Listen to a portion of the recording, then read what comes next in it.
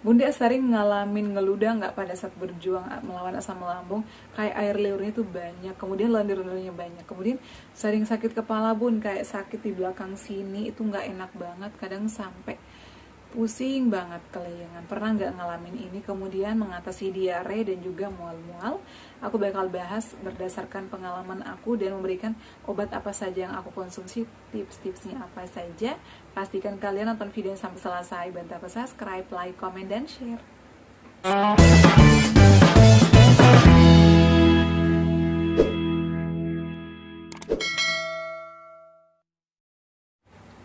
Assalamualaikum warahmatullahi wabarakatuh. Hai semuanya, kembali lagi di channel aku, Deva dan Bunda. Apa kabarnya nih teman-teman? Semoga sehat selalu ya. Mbak Dewi terima kasih banyak tadi yang udah hadir di live aku. Jadi hari ini tuh aku live dari jam 5 lewat ya, karena live di dua sosmed ya, di TokTok sama di YouTube. Terima kasih banyak.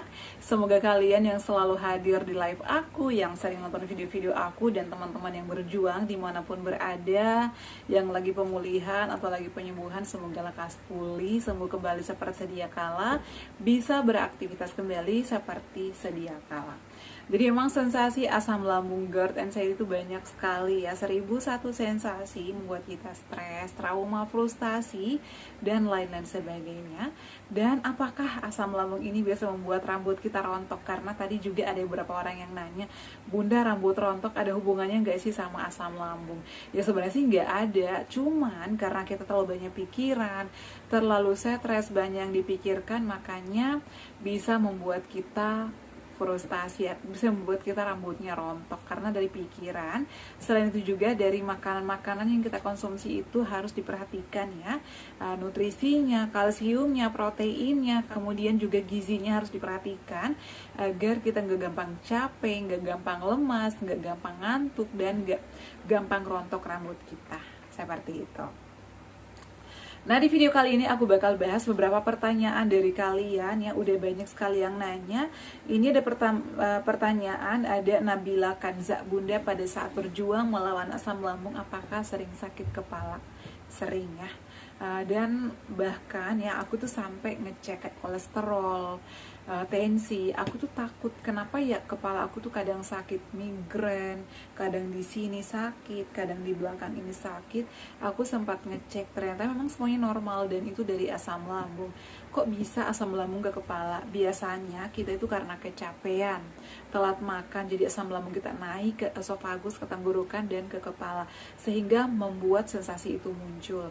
Kemudian kita kurang tidur itu bisa, terlalu banyak pikiran itu bisa, dan biasanya kita tuh vertigo, pusing, kelayangan, kayak orang di ayun-ayun. Itu sering banget aku alami dulu. Kemudian di sini aku juga tuh kayak suka tegang, kayak sakit. Aku tuh khawatirnya apakah tensi aku, kolesterol, ternyata semuanya normal. Setelah dicek memang ya dari asam lambung. Jadi asam lambung itu kita bisa membuat kita sakit kepala, kayak tegang. Cara mengatasinya gimana? Istirahat yang cukup, jangan terlalu banyak pikiran, kontrol pikirannya, lakukan healing, meditasi, relaksasi. Jadi kalau misalnya badan kita udah rileks, itu nanti bakalan perlahan-lahan sembuh. Dan itu saran aku juga konsumsi vitamin kayak anti nyeri, obat sakit kepala, nggak apa-apa. Yang penting setelah makan ya baru konsumsi obat. Aku tuh biasanya selalu sedia paracetamol. Jadi kata dokter aku kalau lagi pusing banget, kalau nggak mampan udah minum air putih tapi nggak mampan, udah konsumsi jahe nggak mampan, boleh coba konsumsi paracetamol. Habis itu tidur sekitar 1 jaman aja, yang penting udah pules, itu nanti langsung segar, langsung fresh. Habis tidur minum air putih lagi, lanjut makan. Makannya porsinya kecil aja tapi dikunyah halus agar nggak kambuh-kambuhan, dan jangan terlalu sering menatap layar handphone, layar komputer, layar TV. Kalau bisa matanya diistirahatkan. Biasanya kalau udah tegang di sini, pegal di leher, kepala pusing, kelayangan, atau kayak orang vertigo, dan biasanya mata kita kayak berat, buram, kemudian kadang berair, itu juga karena asam lambung kita naik, dan itu mempengaruhi urat saraf mata kita juga. Jadi aku pernah ngalamin itu ya. Kemudian makanannya hindari goreng-gorengan, kemudian sayur-sayuran putih kayak toge, sawi putih, kol, labu air, kemudian daun ubi itu juga kalau bisa hindari dulu. Jeruk-jeruk ya dihindari, nanas juga dihindari, kemudian buah-buahan nangka, duren, cempedak kalau bisa dihindari dulu ya. Jadi seperti itu terkait sakit kepala, karena aku juga pernah ngalamin. Dan intinya tidurnya ya, istirahat yang cukup, konsumsi vitamin juga kayak B-kompleks, Neurobion Forte ataupun Blackmores itu bagus. Nah kemudian selanjutnya ini aku bakal bahas atas nama Kak Kinar Kanza. Kak, gimana caranya agar lendir bisa berkurang rasanya nggak nyaman, dan juga radang tenggorokan sakit banget Bun. Nah jadi lendir di tenggorokan itu memang sangat mengganggu. Bunda pernah nggak ngalamin kayak bawaannya pengen ngeludah terus, sering banget dulu ya. Kadang ya aku lagi wudhu ngeludah aja kayak udah gitu ya, tapi tetap aja masih ada aja rasanya. Kemudian udah selesai wudhu, udah masuk nih di musola takbiratul ihram, tetap aja buang ngeludah lagi, buang air liur lagi. Pada saat sholat udah mulai kayak berkurang-kurang, kayak air liur itu kayak banyak gitu loh. Dan setelah sholat itu sebelum berdoa juga langsung buang air liur ya, karena itu nggak nyaman banget, dan kadang kayak kental gitu rasanya, kadang asem, kadang pahit, kadang asin, jadi ada aja rasanya. Itu juga dari sensasi asam lambung yang naik. Jadi biasanya kan kalau udah ngerasain kayak asam, udah ngerasain kayak berlendir di sini, pasti gigi kita itu kadang kayak bengkak gitu ya. Jadi itu udah asam lambungnya udah naik ke esofagus, ke gigi. Gusi kita juga biasanya udah bengkak, udah merah-merah, kadang udah ada gumpalan darah biasanya ya. Aku tuh dulu kayak ada gumpalan kecil di gusi merah, kalau meletus atau pecah itu langsung kayak banyak darahnya atau bernanah. Itu aku sering banget ngalamin itu. Jadi cara mengatasinya gimana? Pertama, tentunya harus memperhatikan makanannya ya, yang tinggi kalsium atau mengandung kalsium.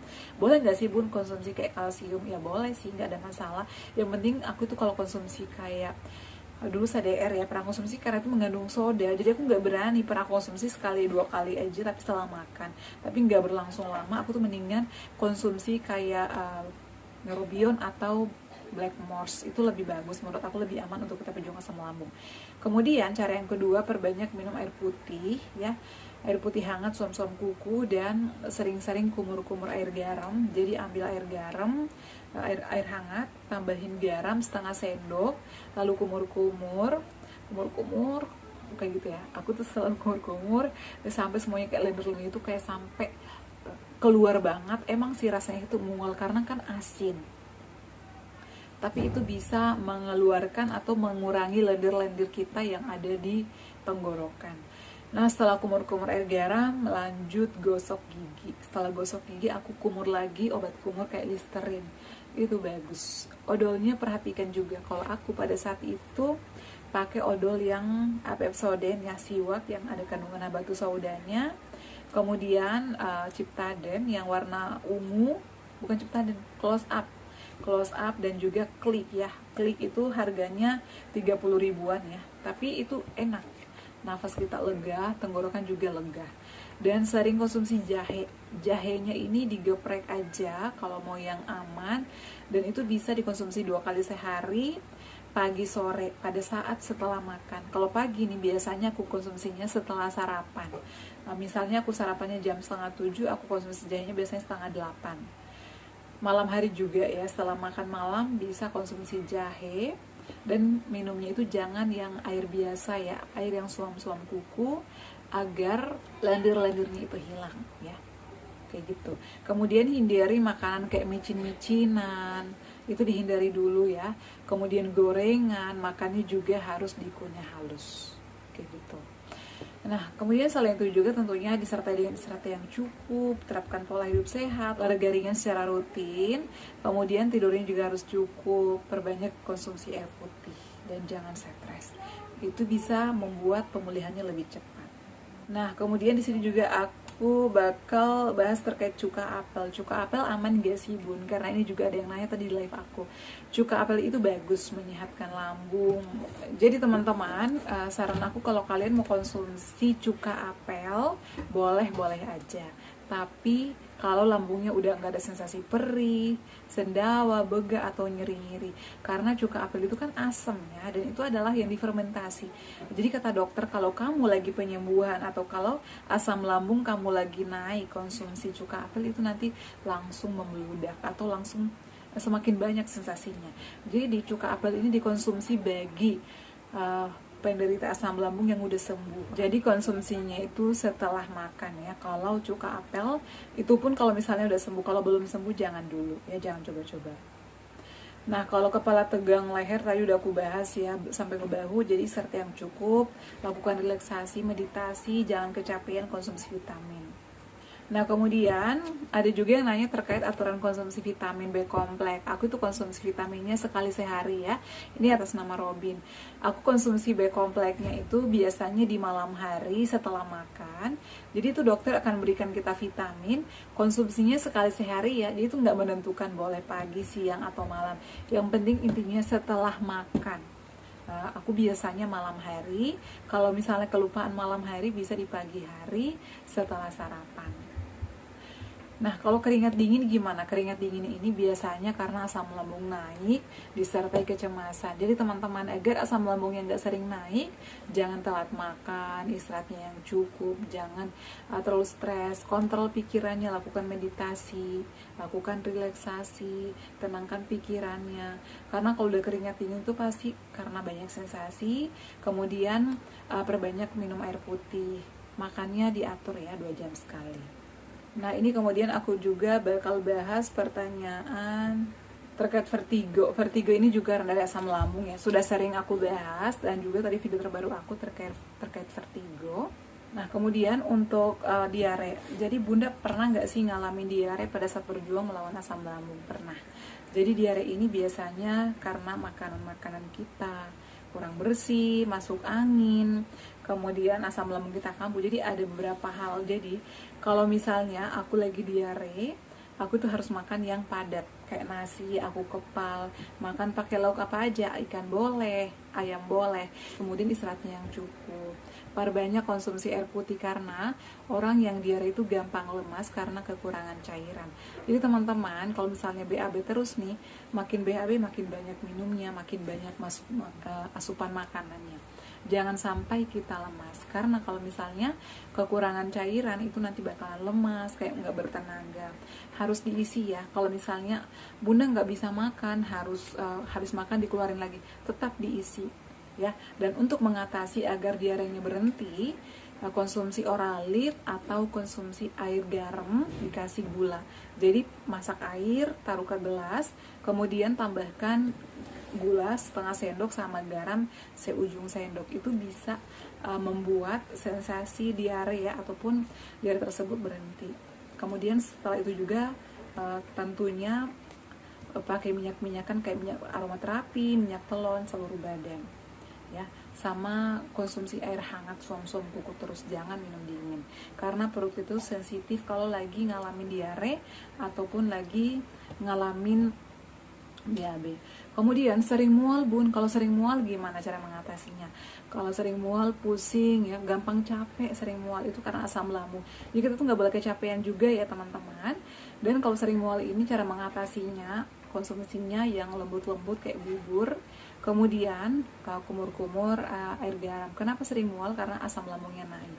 Jadi kumur-kumur aja air garam agar enggak asam di mulut.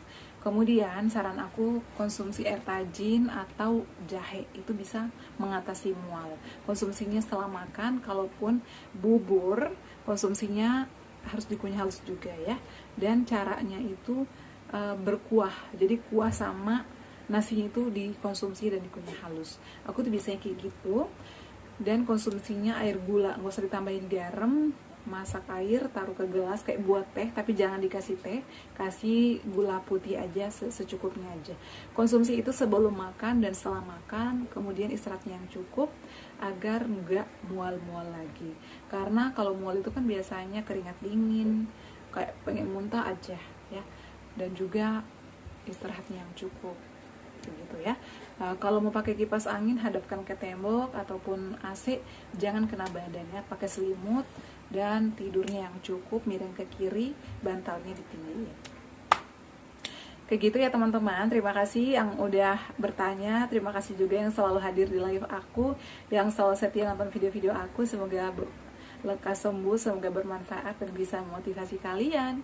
Cukup sekian ya video kali ini. Jangan lupa untuk terus dukung channel aku Deva dan Bunda dengan cara like, komen, share, dan subscribe. Assalamualaikum warahmatullahi wabarakatuh. Sampai ketemu lagi di video-video aku selanjutnya. Bye.